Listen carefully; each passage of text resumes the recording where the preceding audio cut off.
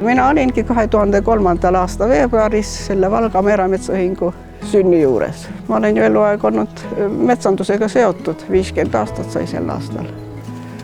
No, minu ülesanne on ikka metsaomanikega suhtlemine, toetuste taotlemine, nõustamine, kogukonnatöö on väga seotud kogu selle ühistuga. Teeme neid ühiseid metsapäevi igal aastal metsaomanike juures, aitame just neid, kellel on suuremad taimekogused.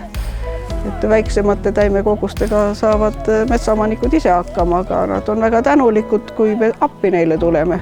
Mina hakkasin 87. aastal tegelema lastega, sest koolid ootasid ja metskonnad vajasid abi.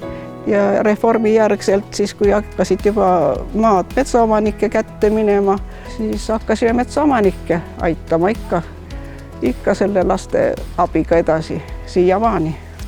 Täna toimub metsa istutamispäev. Mulle meeldib istuda metsa, ma isaga mõnikord käime jahil ja mõnikord aitame panna puud kuskile.